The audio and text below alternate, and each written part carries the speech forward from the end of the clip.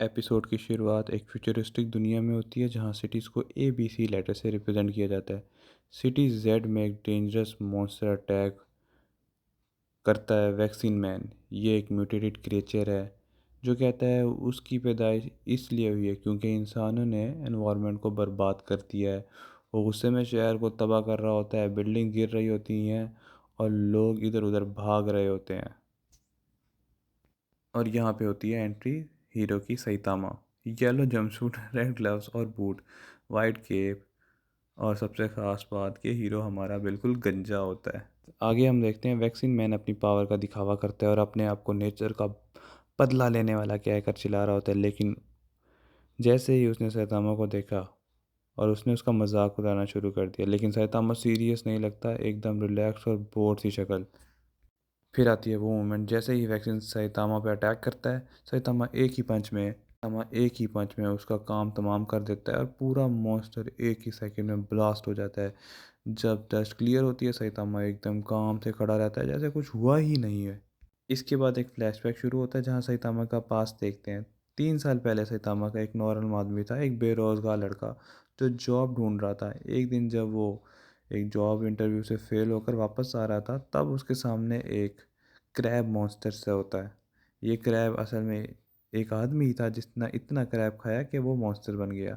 वो एक बच्चे को मारने वाला है क्योंकि बच्चे ने उसका मजाक उड़ाया। सैतामा ने जब ये देखा तो अंदर से कुछ बदल गया, उसने उसके अंदर कुछ बदला और उसने डिसाइड किया छोड़ो जॉब और अब वो बनेगा एक हीरो। सैतामा पहले बुरे तरीके से मार खा रहा होता है, इस टाइम उसके बाल भी होते हैं। मॉन्स्टर उसको मार के इधर उधर गिरा रहा होता है, लेकिन सैतामा फिर अपनी टाई का इस्तेमाल करके मॉन्स्टर की आंख को फोड़ देता है और इस तरह वो मॉन्स्टर से जीत जाता है और यहाँ से हीरो बनने का सफ़र शुरू हो जाता है। हीरो बनने के लिए उसने एक ब्रूटल ट्रेनिंग रिजीमेंट बनाया अपने लिए जहाँ पे 100 पुशअप, 100 सिटअप, 100 स्क्वाट्स और 10 किलोमीटर रनिंग, और ये सब बिना किसी ब्रेक के उसने लगातार 3 सालों के लिए किया होता है। ट्रेनिंग की वजह से हमारा हीरो बहुत ज़्यादा ओवर पावर्ड हो गया है और वो कोई भी ओपोनेंट को एक मुक्के में ही ख़त्म कर देगा। अब जब हमारा हीरो पावरफुल हो गया है तो उसकी ज़िंदगी बहुत बोरिंग हो गई है। वो हर फाइट को एक मौके से ही ख़त्म कर देता है और अपने अंदर एक खाली पन महसूस करता है जैसे कोई थ्रिल ही नहीं बची। आगे हम देखते हैं शहर में एक नई थ्रेट आती है। जाइंट म्यूटेड ब्रदर्स होते हैं, इनमें से एक पतला साइंटिस्ट टाइप छोटा भाई होता है जिसने अपने बड़े भाई को सुपर जाइंट बना दिया है। दोनों सिटी में तूफान मचा रहे होते हैं जब बड़े वाला भाई को बोला जाता है कि सैतामा को मार दे। गलती से वो अपने छोटे भाई को ही कुचल देता है हाथ से और सैतामा एकदम शॉक्ड है, फिर बड़े मॉन्स्टर को भी एक पंच में ही उड़ा देता है।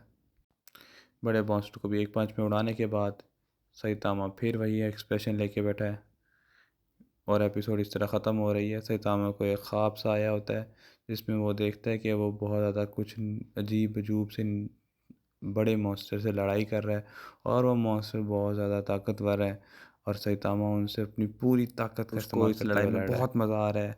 उसको लग रहा है कि फाइनली कोई ओपोनेंट उसको टक्कर देने के लिए मिल गया, लेकिन थोड़ी देर बाद उसकी आंख खुलती है और उसको समझ आती है कि ये सारा कुछ उसके ख्वाब में था, ऐसा कुछ नहीं है, अभी भी सब कुछ वैसे ही है। और वो एक बहुत ओवर पावर करेक्टर है जिसको किसी चीज़ में कोई भी खुशी महसूस नहीं हो रही और उसकी लाइफ का मकसद पूरा हो चुका है। उसको समझ नहीं आती कि वो क्या करे, ना वो खुश होता है ना वो डिप्रेस रहता है, वो एकदम इमोशनलेस आदमी है। और अब इसी यही सीरीज़ को हम आगे लेके चलेंगे, नेक्स्ट पार्ट में मिलते हैं।